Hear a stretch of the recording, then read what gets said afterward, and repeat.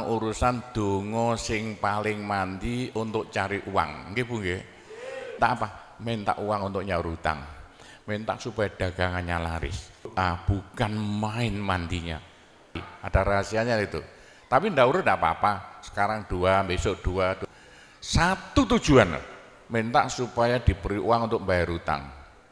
Minta supaya dagangannya laris. Mosok aku ya dicacak lah. Kalau punya rumah ndak laku-laku supaya laku. Tapi kalau resayan monggo, tapi ndak boleh dibagi-bagi. Cospleng.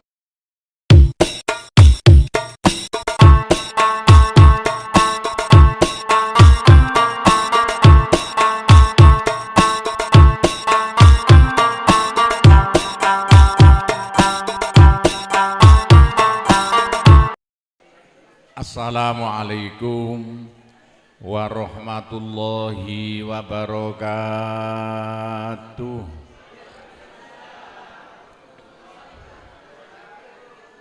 Bismillahirrahmanirrahim. Alhamdulillahi rabbil alamin. Wassalatu wassalamu ala asyrafil anbiya'i wal mursalin Sayyidina Muhammadin wa ala alihi wa sahbihi ajma'in. Amma ba'du. Bapak-bapak, ibu-ibu, saudara-saudara dan anak-anak sekalian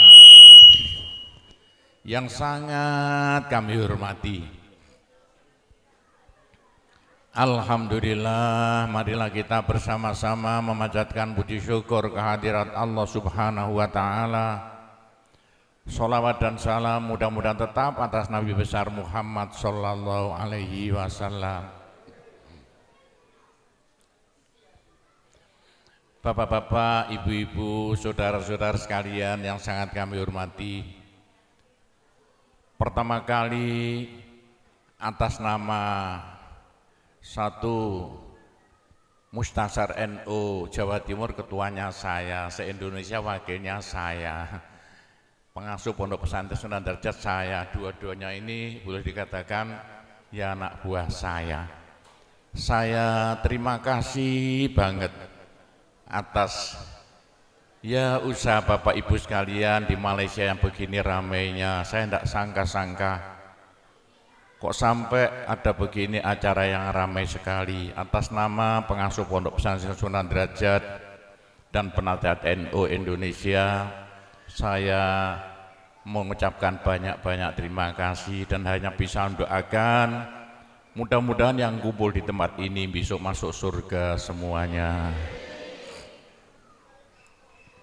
Bapak-bapak dan ibu yang kami hormati, nomor 2, saya minta maaf yang sebesar-besarnya karena acara seperti ini saya tidak bisa membantu apa-apa.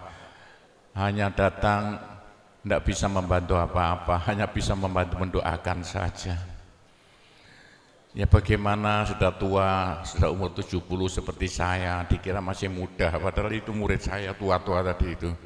Loh kok kelihatan sudah tua-tua, jenggotnya putih kabeh. Ada itu rata-rata murid saya tahun 77-80-an dulu. Bapak-bapak dan ibu sekalian yang kami hormati, sebetulnya saya ini seperti saudara di Malaysia ini. Saya hampir ya tiap-tiap beberapa bulan ke Malaysia, 3 bulan ke Malaysia. Saya banyak usaha-usaha yang ada di Malaysia. Kayak saya ini ketepaan koncone Anwar Ibrahim, ya saya ini orangnya. Jadi saya ke Malaysia ini dulu itu ketepaan. Ceritanya begini ya, Jogondo-gondo. Dulu Gofar Bapak punya anak namanya Sya'roni, jadi kepala bank seluruh Malaysia. Uang bank disuruh beli, dibuat beli kayu-kayu di Kalimantan yang bukan main luasnya. Kayu itu tidak laku-laku sampai 2 tahun. Saya uang bank Malaysia ini bingung tidak karu-karuan. Entah bagaimana ketuanya bank seluruh Malaysia, Sya'roni dulu anaknya Gofar Baba datang ke Pondok Sunan Derajat suruh doakan. Ya didoai anak-anak itulah doa apa, doa kunut. Lah kok ketepaan pulang dari Pondok Sunan Derajat, tanah yang bukan main, hutan yang bukan main di Kalimantan, lagu spontan yang beli orang Korea. Itulah ceritanya. Seneng sekali Sakroni, sampai bilang pada saya waktu itu masih kesulitan uang, sekitar tahun 85. Saya mulai beli tanah, habis uang banyak sekali, utang saya banyak sekali. Sakroni bilang, Pak Gopur, saya berhasil. Saya ingin bantu Pak Gopur, hutang Pak Gopur berapa? Saya bayar semuanya. Habislah utang saya yang banyak sekali waktu itu, sampai Pondok Sunan Derajat asalnya 1/4 hektar jadi 140 hektar luasnya. Semua tanahnya hutang, yang banyak bayar itu putranya Gofar Baba. Berarti Gofar Baba seperti saudara dengan saya mulai dulu. Itu cerita nih, sampan tinggal mondok tok. Yang bayari tanah itu dulu sebetulnya namanya Sakroni, saya yang sudah meninggal sekarang. Itu ceritanya Pondok Sunan Derajat bisa besar karena dibantu orang besar Malaysia. Putranya Gofar Baba waktu itu. Lalu Pondok Sunan Derajat bangun masjid. Masjid yang serba 9. Masjid itu waktu itu tahun 90-an habis 5 miliar. Saya hutang juga, enggak punya uang. Mungkin Bapak tahu masjidnya itu, yang bagus sekali itu di tengah-tengah pondok. Habis 5 miliar, uang enggak ada. Saya hutang lagi, orang Gresik, orang Bayat, 3 orang saya hutangi. Pak Gopur kalau sudah punya uang nyaur. Ya. Bagaimana? Loh ternyata dadaan. Waktu saya wayai nyaur, di Malaysia ada borongan jalan tol paling luas waktu itu tahun 90-an. Ada 48 orang yang ngerebut jalan tol di Malaysia. Salah satunya yaitu ada temannya Anwar Ibrahim. Waktu Anwar masih belum dalam hukuman. Temannya datang ke Pondok Sunan Derajat, suruh doakan supaya dia menang. Alhamdulillah temannya Anwar Ibrahim menang. Karena menang, saya ditanya, punya hutang berapa? 5 miliar, habislah hutang saya. Yang nyauri orang Malaysia. Itulah ceritanya, begitu itu saya sampai bisa besar Pondok Sunan Derajat karena kendel hutang. Yang nyauri orang besar-besar Malaysia. Sekarang sudah kaya Pondok Sunan Derajat, punya pabrik banyak sekali. Itulah ceritanya Pondok Sunan Derajat dekat dengan Malaysia. Bapak-bapak, Pondok Sunan Derajat pondok tertua di Indonesia. Pondok Sunan Derajat dibangun tahun 1460-an, sudah umur 600 tahun. Pondok Jombang baru 100 tahun, Pondok Sunan Derajat sudah 600 tahun. Pondok Sunan Derajat itu satu-satunya peninggalan Wali Songo yang masih ada. Wali Songo yang paling Wali Songo dulu bikin pondok jumlahnya 9, tapi yang 8 sudah habis. Tinggal kuburan. Satu-satunya yang asli belum dipindah ke tempat yang lain. Jadi tinggal Pondok Sunan Derajat. Itulah. Banyak orang-orang Malaysia mondok sana, tapi sayang yang mondok sana yang beling-beling itu. Rata-rata orang Malaysia mondok di Pondok Sunan Derajat. Itulah ceritanya Pondok Sunan Derajat. Nah, bagaimana dengan NU? Ceritanya begini ya tentang NU, yaitu sebelum Kanjeng Nabi lahir itu di Arab itu udah pecah menjadi 2, Bani Hashim, Bani Umayyah. Itu rebutan Ka'bah mulai Kanjeng Nabi belum lahir, sudah perang enggak karuan Bani Hashim, Bani Umayyah. Bani Hashim, Bani Umayyah rebutan Ka'bah. Kanjeng Nabi itu Bani Hashim. Sebab itu Kanjeng Nabi yang mungsuh itu dari Bani Umayyah. Perang Badar Bani Hashim, Bani Umayyah. Perang Uhud Bani Hashim, Bani Umayyah. Sama orang Arabnya. Kanjeng Nabi meninggal diteruskan Abu Bakar, Bani Hashim. Ceritanya panjang, tidak usah saya ceritakan Bani Hashim Umayyah. Abu Bakar meninggal diganti Umar, Bani Hashim. Lah setelah Umar meninggal diganti Bani Umayyah, diganti Utsman, Bani Umayyah. Jadi Utsman itu Bani Umayyah. Sebab itu Utsman dibunuh orang Islam sama Islamnya. Mulai eker-ekeran, rebutan kekuasaan karena waktu zaman Sayyidina Umar jadi penguasa, tidak ada negara terluas di dunia itu melebihi negara waktu Sayyidina Umar jadi presiden. Hampir 3 benua dikuasai semuanya. Utsman meninggal diganti Sayyidina Ali. Ini jadi NU nanti itu, khususnya NU Wotan. Yang banyak mondok di Sunan Dawu wong Wotan.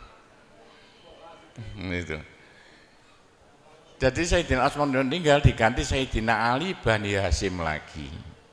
Gara-gara itulah waktu Sayyidina Ali berubah, perang Islam podo Islami antara yaitu Sayyidina Ali dengan grup dari Bani Umayyah. Sayyidina Ali meninggal dibunuh orang Islam. Itulah orang Arab paten-patenan tok itu yang jadikan nanti Islam paling banyak itu Jawa. Sayyidina Ali meninggal diganti Muawiyah. Awas sama udah hafal orang NU itu. Muawiyah waktu jadi presiden proyeknya melarang baca Sayyidina. Pokoknya semua anak orang-orang Bani Hasyim disingkirkan. Muawiyah kaya raya, meninggal diganti anaknya Yazid bin Muawiyah. Waktu Yazid jadi presiden, proyeknya membunuh anak cucu Nabi. Semua anak cucu Nabi dibunuh semuanya. Sayyidina Hasan, Masya Allah, yang begitu waktu akhirnya Nabi sholat zuhur ditumpaki di gulunya, Sayyidina Hasan numpak di gegernya, Sayyidina Hasan diracun meninggal dunia. Anak cucu Nabi, putune kanjeng Nabi itu, Sayyidina Hasan dipotong kepalanya, diacung-acungkan. Ini perbuatan yang memalukan dunia. Di Indonesia enggak kira mentolo, putune Pak Harto kok ketok gulune diacung-acungno, Sayyidina Hasan diacung-acungno. Sama Islamnya. Gitulah ceritanya. Ceritanya begini. Untuk politik, yang politiknya membujui al-harbu qitatun, politik selalu membujui. Untuk membunuh semua anak cucu Nabi, dijanji oleh Yazid bin Muawiyah, anak cucu Nabi suruh kumpul, nanti akan dijadikan orang besar-besar. 81 yaitu di Karbala, anak cucu Nabi kumpul 81 jumlahnya. Masya Allah, waktu anak cucu Nabi kumpul di Karbala, 81 anak cucu Nabi dibantai semuanya, diketok-ketok gurune, diacung-acungno, dan yang memalukan Sayyidina Al-Husain dipotong kepala, diacung-acungno. Itu sama Islamnya. Yo, karena inilah, gara-gara inilah Gusti Allah muring-muring. Sampai sama tak kandani, kalau sama sudah mulai tahu gaib-gaib, sing ngebeki swarga itu orang Indonesia. Buktikan besok kalau percaya sama saya sama Suding. Yang memenuhi swarga itu besok orang Indonesia. Indonesia Islam terbanyak di dunia. Yang ngebeki swarga itu nomor 2 wong Jawa. Sama diteni besok sing ngebeki swarga wong Jawa, bukan orang Arab, bukan orang Malaysia. Yang ngebeki swarga itu di besok itu Jawa Timur. Jawa Timur penduduknya terbanyak di Indonesia, hampir semuanya Islam. Orang Jawa Timur yang ngebeki swarga itu orang Kabupaten Lamongan. Bagaimana? Karena Lamongan itu Islamnya terbanyak di dunia. Nomor 2 se-Indonesia kabupaten terbanyak Kabupaten Lamongan, bukan Gresik. Besok yang ngebeki swarga itu adalah Kecamatan Paciran. Buktikan besok. Kenapa begitu?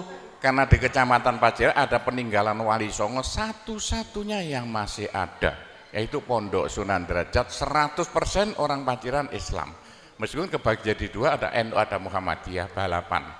Oh, enggak usah mbak kasih tuh. Loh, kenapa begitu? Ceritanya begini ya. Waktu pembunuhan di Karbala itu ada cucunya Nabi yang masih kecil, namanya Ali Zainal Abidin, masih umur 8 tahun. Ali Zainal Abidin itu dengan ibunya, mari.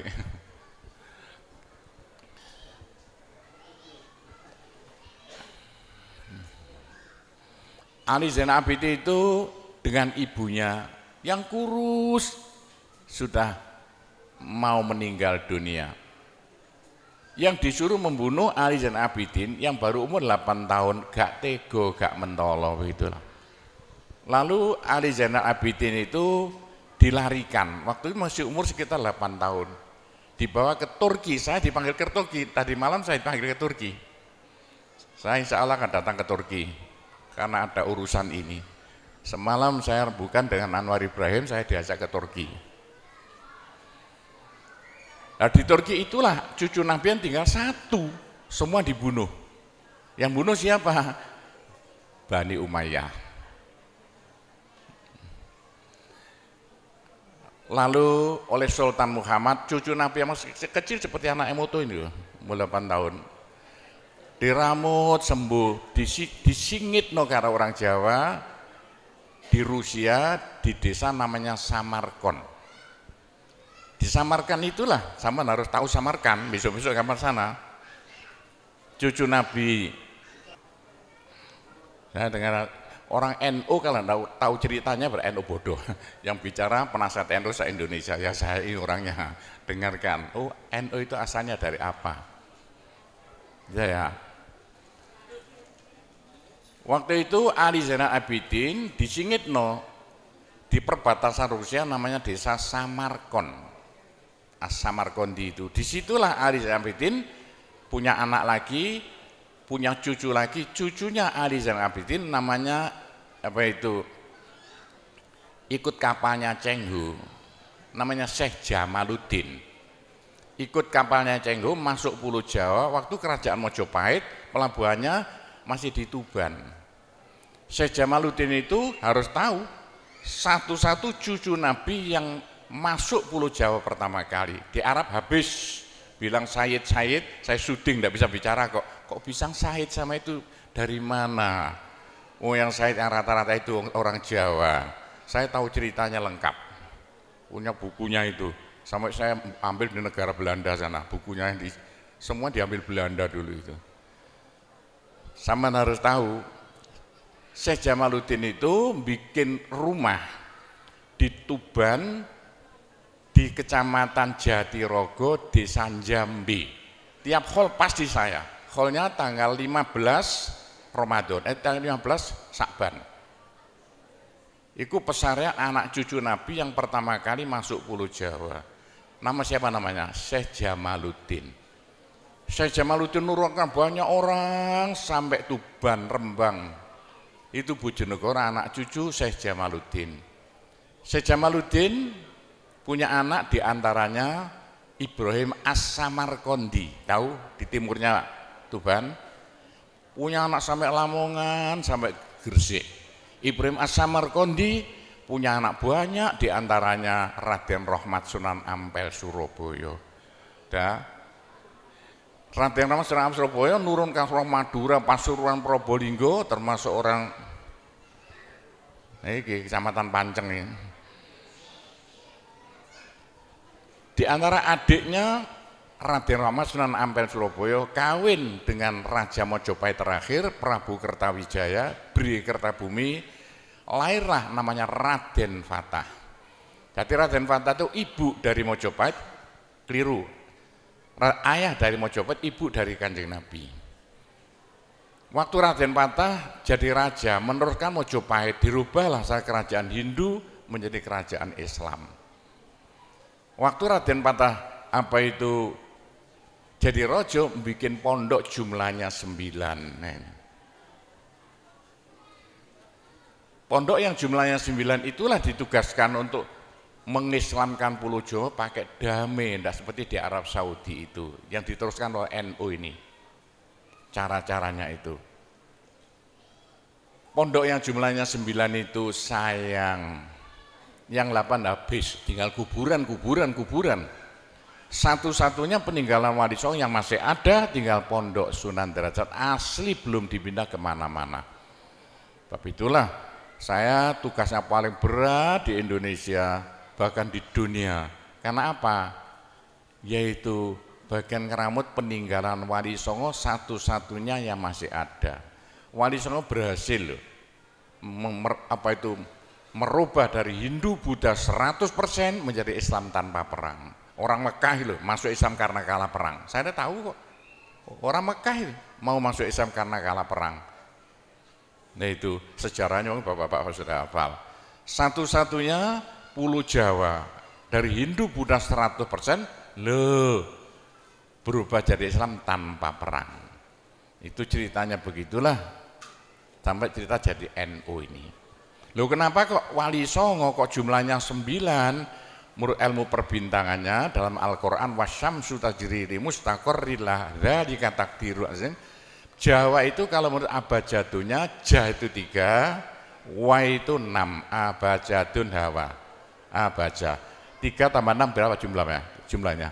9. Bapak itulah apa itu Jawa itu harus bikin wali jumlahnya 9, NU bintangnya 9. Pak ikut-ikutan 9 karena Jo dan Wa itu jumlahnya 9.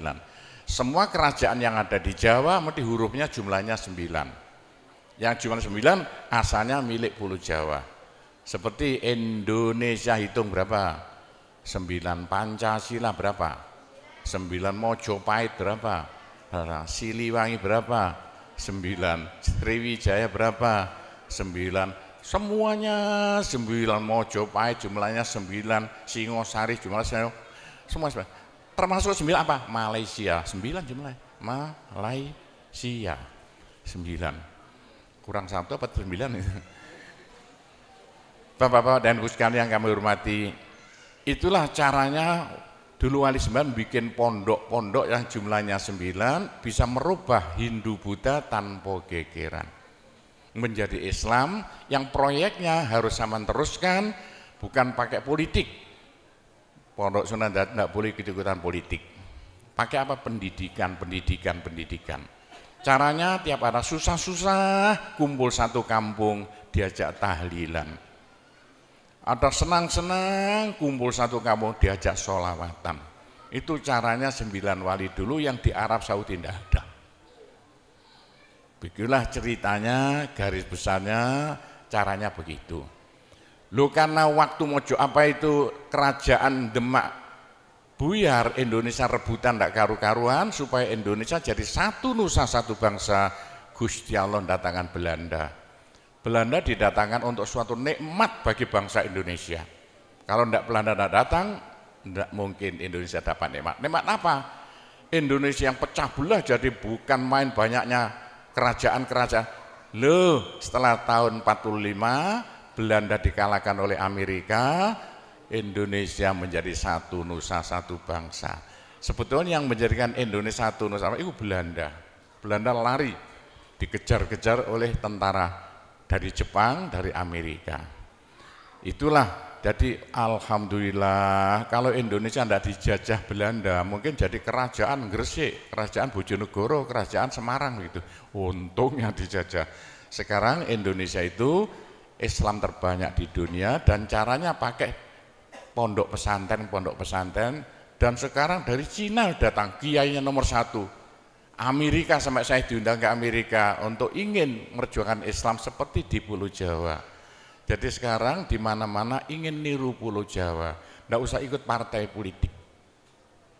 Partai apa saja silakan, yang penting tugas sampean semuanya kalau bisa niru pondok pesantren, bikin pendidikan Islam di seluruh Indonesia, kalau bisa di Malaysia. Yang pakai damai. Bagaimana orang Malaysia kecil-kecil bisa baca Al-Quran, doanya wudhu, doanya sholat. Tapi kalau bisa seperti di Indonesia pakai ibtidaiyah.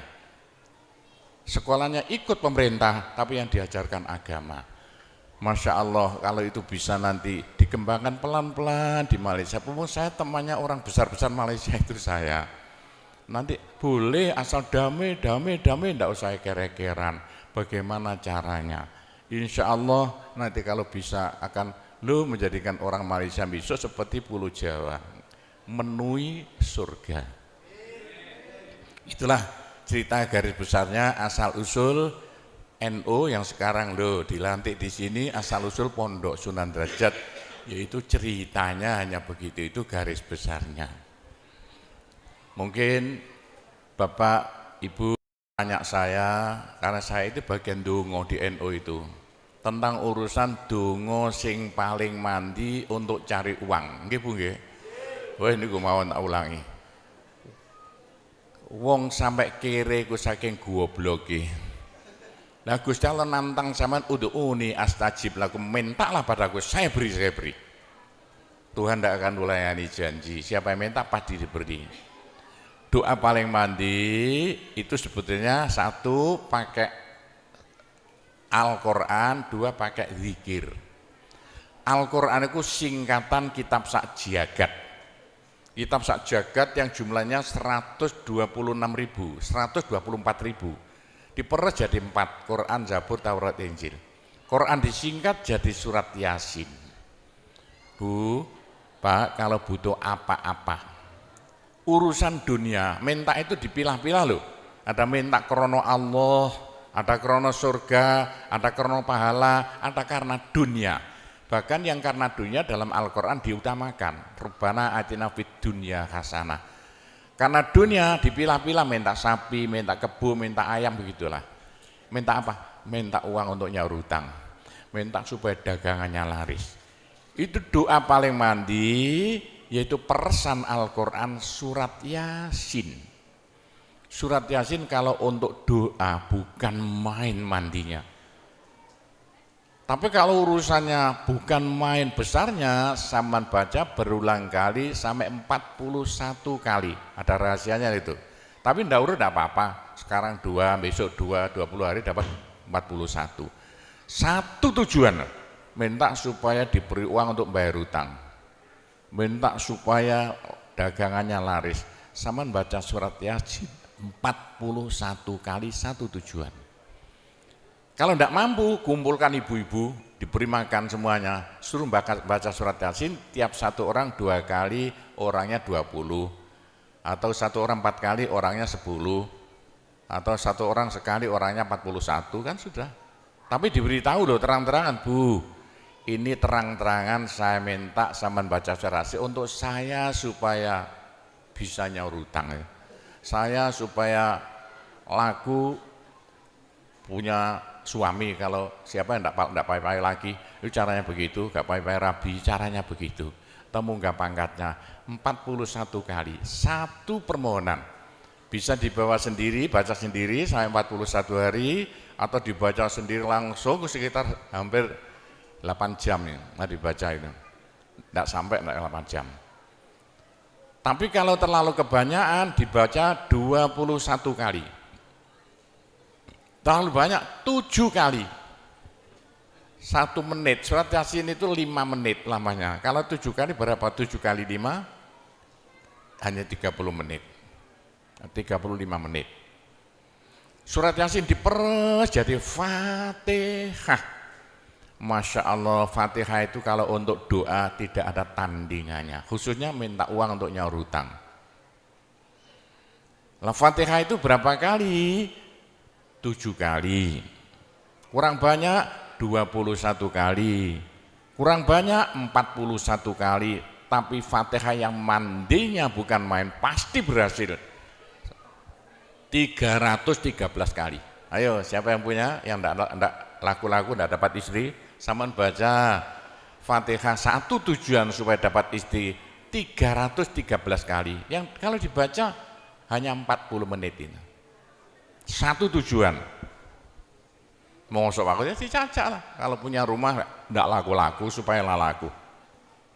Baca Fatihah 313. 313 itu dalam Al-Qur'annya kam min fi'atin qalilah ghalabat fi'atan katsirah. Jumlah sedikit bisa ngalahkan jumlah yang banyak sekali. Kanjeng Nabi perang Badar tentaranya 313. Kanjeng Nabi apa itu? Nabi Daud mungsuh Rojo Jalut tentaranya 313. Bu, kalau butuh apa-apa supaya kasih seketika, mbok yo baca Fatihah 313 kali. Tapi kalau resayan monggo, tapi tidak boleh dibagi-bagi. Apalagi bisa 7 orang diajak bersamaan baca satu tujuan supaya dapat suami. Terang-terangan loh, ngajak temannya 7 orang paling sedikit. Tiap orang baca Fatihah 313 kali. cospleng nanti tahu-tahu datang saya mau. Mosok buktikan kalau tidak percaya. Tapi ini yang paling mandi untuk dagangan supaya laris. Orang datang ke Malaysia jauh-jauh nggak kaya, buat apa? Pulang saja ke rumah. Ke Malaysia jauh-jauh harus kaya raya seperti saya. Punya trek berapa? 1.200. Nggak bisa dihitung treknya aja. Bisa bangun pondok nanti beratus-ratus miliar uang Indonesia tanpa tarian masyarakat. Pernah saya narik yang mondok sana, nggak pernah minum aja gratis, nggak usah bayar-bayaran. Ya, karena apa? 313 kali Fatihah untuk minta uang, minta uang, minta uang. Bisa ya? Pak Gopur, kecilkan lagi Fatihah diperes jadi apa? Bismillahirrahmanirrahim. Bismillahirrahmanirrahim itu kalau untuk doa tidak ada tandingannya. Berapa kali terserah. Mulai 7 kali saya berapa kali. Bismillahirrahmanirrahim, Bismillahirrahmanirrahim bisa. Tapi kalau tujuannya penting sekali dan harus berhasil seketika dibaca dengan jumlah hono corokonya Bismillahirrahmanirrahim. Apa jatuhnya? Berapa? 786 kali. Buktikan kalau Anda percaya. Kalau ingin apa-apa berhasil seketika sama baca Bismillahirrahmanirrahim, Bismillahirrahmanirrahim. Ping 786, 786. Satu tujuan, buktikan nanti. Apalagi bisa diulang-ulangi sampai 3 kali, 3 malam. Wah, bukan main. Itulah saya bisa jadi kaya raya karena doa. 85 murid Pondok Sunan Derajat tinggal 5 ya. 80 tinggal 5. Loh, saya toto 20 tahun jadi sekarang 12.000. 80-an Pondok Sunan ya 1/4 hektar, sekarang jadi 140 hektar. 85 tinggal apa itu ibtidak sekarang sama S2. Loh, bagaimana? Dari doa. Kalau enggak saya beritahu, enggak mungkin Bapak percaya. 85 sepeda ontel saya enggak punya, 80-an enggak punya. Sekarang trek yang memenuhi jalan-jalan seluruh pulau Jawa, trek Sunan Derajat. Sunan Derajat. Saya kendelutang, sekali utang trek 160 miliar. 2 tahun lunas. Doanya Bismillahirrahmanirrahim. Bismillahirrahmanirrahim 786. Niatnya terang-terangan minta uang untuk bayar hutang. Udah hafal? Mosok. Jadi Bismillahirrahmanirrahim yang paling mandi dibaca 786, ke atas lagi Fatihah berapa kali? 313, di atas lagi surat Yasin berapa? 41, sudah habis. Nah, tapi doa yang mandi lagi tidak ada melebihi singkatan zikir sak jagat apa? La ilaha illallah, la ilaha illallah dalam Al-Quran jelentreh, dalam hadis jelentreh sekali. Jadi siapa yang sial? Ayo sial, apes dari wong Jawa. Ndak ada orang melarat ngungkuli seperti wong apes ngene gak tepak ngono gak tepak ngono gak tepak. Untuk menghilangkan sial paling cepat la ilaha illallah, la ilaha illallah. Sama coba lah hilang sialnya. Tapi sebaliknya nekakno bejo sing paling luar biasa ndak ada melebihi la ilaha illallah, la ilaha illallah. Yo sapa sing ingin bejo ojo leren-leren zikir la ilaha illallah, la ilaha illallah lah, gampang lah. Tapi yang paling penting untuk akhirat, ayo siapa yang tidak akan masuk neraka jangan berhenti zikir la ilaha illallah, la ilaha illallah. Dalam hadis Nabi loh, semua dosa itu tidak akan bisa bertahan, pasti hancur karena dipules la ilaha illallah. Berapa banyak dosa sampean kalau zikir la ilaha illallah bagaikan batu dipules lender, krepes krepes krepes. Ayo sing dosane akeh sapa? Nah, kalau koyo opo saya intelnya polisi di bidang narkoba itu saya di Indonesia ini mulai zaman dulu. Ayo bagaimana? Orang nakal itu akan sembuh nakalnya kalau tidak berhenti zikir la ilaha illallah, la ilaha illallah. Siapa yang nakal? Senangannya minum pil, koplo. Kenapa Malaysia, bahasa Malaysia apa itu? Itu ganja. Tapi kalau ingin cepat sembuh ya, caranya begini ya. Sama zikir la ilaha illallah, sekali zikir saambekan.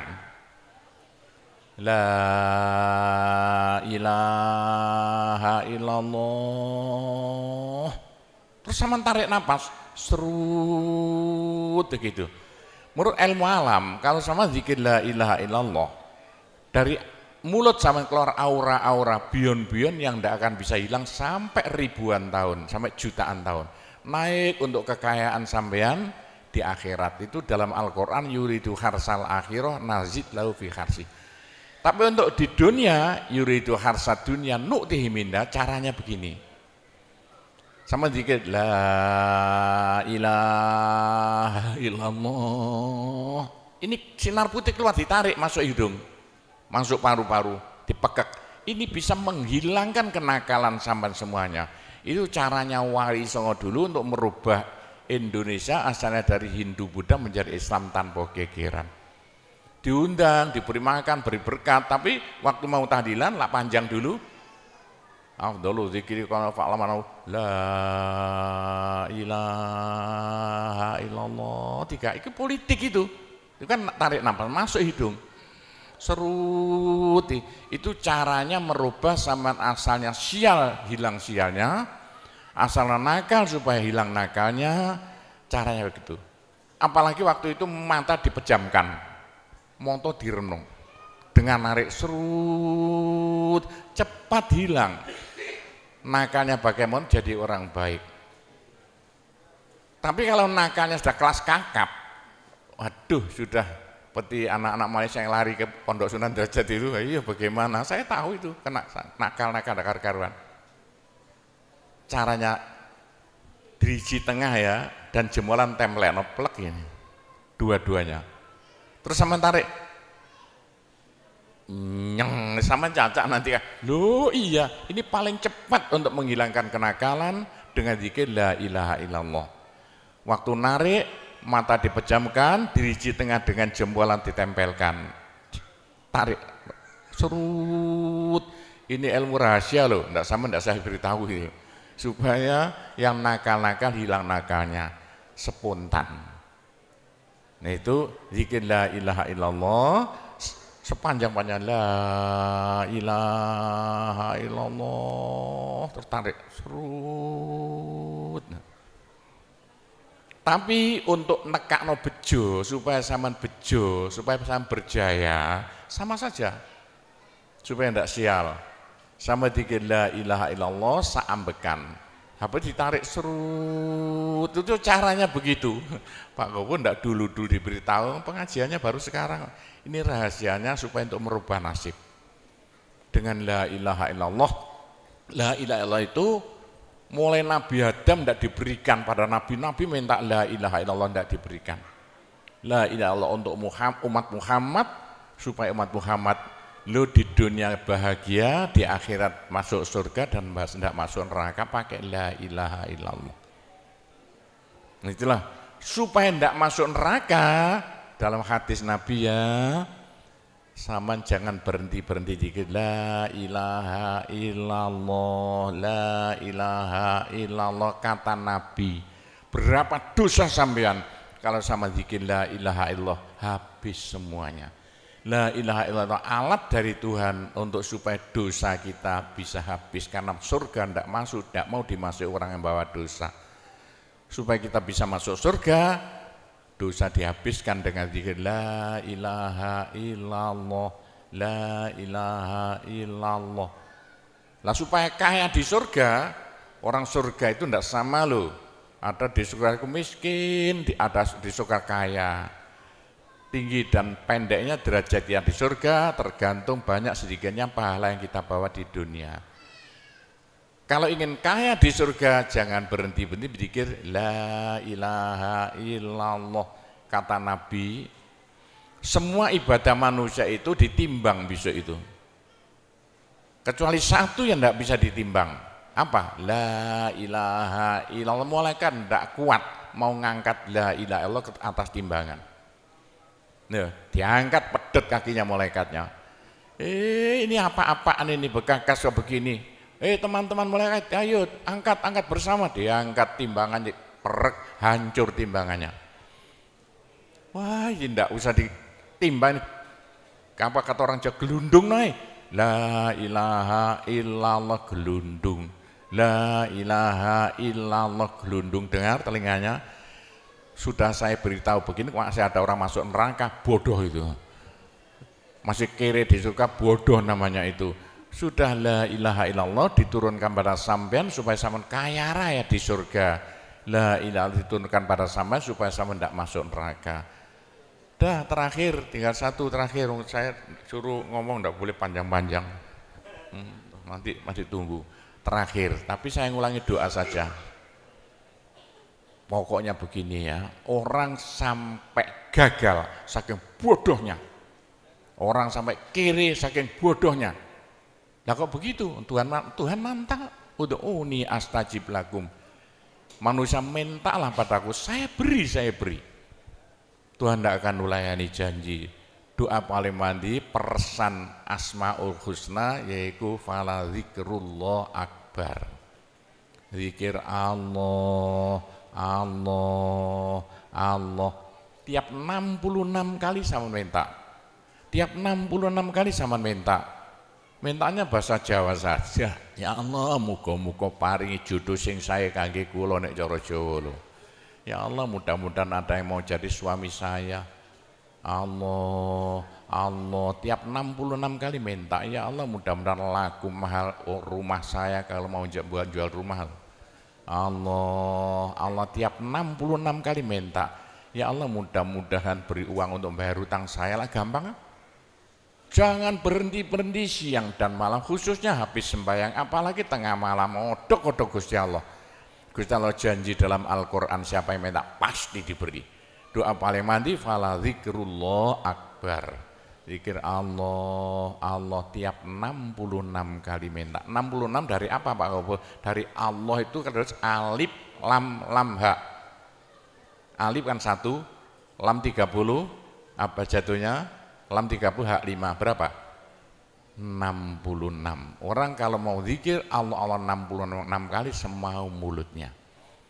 Begitulah ceritanya.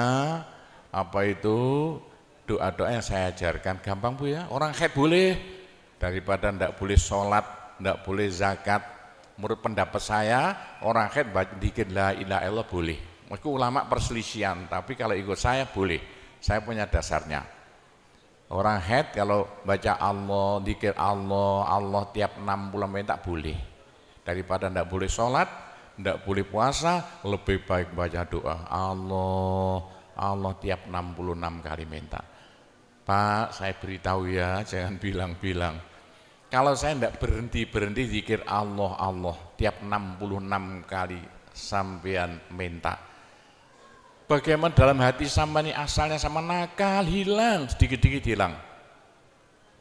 Sekarang mondok di Sunan Data itu saking nakalnya. Ayo dari Malaysia mondok saking belinge. Saya tahu ada yang melarikan diri dari penjara Pak, masuk pondok. Saya singit no ya. Kayak tutup-tutup di pondok Sunan Derajat. Tapi kalau mau zikir Allah, Allah tiap 66 kali minta sembuh. Bu, kalau sama terus-terusan zikir Allah, Allah tiap 66 kali minta, sampai malah senang Allah. Dalam hati senang Tuhan, senang Allah. Senang bukan mulut tuh hati. Kalau senang sama senang Allah, sama jadi walinya Allah. Kalau sama diangkat jadi walinya Gusti Allah, besok ndak ada neraka, ndak ada siksa, sekali mati langsung masuk surga. Siapa itu? Kekasih Allah, waliullah. Pak Gopur, bagaimana supaya bisa jadi walinya Allah? Jangan berhenti. Bagaimana caranya supaya sampean disenangi Allah? Bagaimana supaya saya disenangi Allah? Bagaimana supaya sampean senang pada Allah? Bagaimana supaya saya senang Allah? Jangan berhenti minta uang. Dengan zikir Allah, Allah, tiap 66 kali minta, agak panjang dikit supaya merasuk. Allah, Allah tiap 66 kali minta, ya Allah mudah-mudahan laku mobil saya, kayak mau ingin jual mobilnya. Bisa ya? Oh, sudah, nanti masih ada caranya banyak. Saya disuruh cerita-cerita ya sedikit tentang urusan itu, tanpa cerita doa saja. Saya ulangi lagi, saya terima kasih banyak loh di Malaysia. Loh kok diadakan acara seperti ini acara bukan urusan politik, urusan bagaimana supaya kita besok sama-sama masuk surga semuanya. Nah itulah dengan cara-cara Pondok Sunan Derajat, karena peninggalan Wali Songo tinggal satu Pondok Sunan Derajat. Caranya damai. Tidak ada urusan ikut-ikutan politik, coblosan persis dan tidak ikut-ikutan, silakan. Pondok tidak mau ikut-ikutan, tidak siapa. Ini tapi saya banyak teman-teman orang-orang besar di Malaysia. Ketepaan bukan urusan politik, bukan urusan apa? Urusan suwuk yang bilang-bilang. Suruh nyuwuk kok bagaimana orang-orang besar itu. Nah, entah ya kalau orang Malaysia kok sembuhan nih, yang sakit mau mati sembuh lagi itu banyak sekali begitu. Itu urusan suwuk jelas, bukan urusan politik. Saya tidak ikut-ikutan, hanya ketepaan. Saya dulu temannya Anwar Ibrahim, mulai dulu itu temannya Gofar Babah. Jadi ketepaan saya selalu dipanggil ke rumahnya urusan suwuk. Nah itulah, begitulah ceritanya. Saya hanya bisa mendoakan saja ya. Saya doakan bahasa Jawa saja ya. Ya Allah, muga-muga sing kempal temriki sedaya dados keluarga ingkang gemah ripah loh jinawi. Gampang sandang pangane, seger kuwarasan awake. Selamat donya akhirate, di sepuro kabeh dosane, gampang rezekine, adoh belaine, akeh duwike, rukun kali tangga kiwa tengene, subur kabeh tandurane, lunga kabeh penyakite, laris kabeh dagangane, lancar kabeh penggaweane. Ya Allah, muga-muga ingkang kempal mriki mbenjing gruduk-gruduk bareng-bareng mlebu swarga sedaya. Pun tambahi donga sugih dhuwit mawon. Bismillahirrahmanirrahim. Alhamdulillahirabbil alamin wassalatu wassalamu ala asyrofil anbiya wal mursalin sayyidina Muhammadin walhamdulillahirabbil alamin. Allahumma inna nas'alukal afiyah fid dini wad dunya wal akhirah. Allahumma yassir umurana kullaha wassahhil umurana kullaha wa la tu'assir alaina. Allahumma ya muhawwilal ahwal hawwil halana ila ahsanil ahwal bi haulika wa quwwatika ya kabir ya muta'al ya aziz ya mifdul. Allahumma ja'alna wa iyahum min ibadika wa iyadika wa jiwarika wa amanika wa hizbika wa kanafika min syarri kulli syaitonin wa sultanin wa insin wa jannin wa baghin wa hasidin wa sabu'in wa hayatin wa akrab wa min syarri kulli dabbatin anta akhidhum binasiyatiha inna rabbi ala siratul mustaqim. Rabbana anzil alaina ma'idatan minas sama takunu lana aidan li awwalina wa akhirina wa ayatan minka warzuqna wa anta khairur raziqin warzuqna wa anta khairur raziqin warzuqna wa anta khairur raziqin. Rabbana atina fid dunya hasanah wa fil akhirati hasanah wa qina adzabannar wa sallallahu ala sayyidina Muhammadin walhamdulillahirabbil alamin. Ya, cukup sekian saja, mudah-mudahan manfaati untuk Bapak Ibu sekalian semuanya. Bila mana ada salahnya, saya hanya mohon maaf sebesar-besarnya. Kami akhiri, wabillahi taufik wal hidayah, waridho wal inayah, wassalamualaikum warahmatullahi wabarakatuh.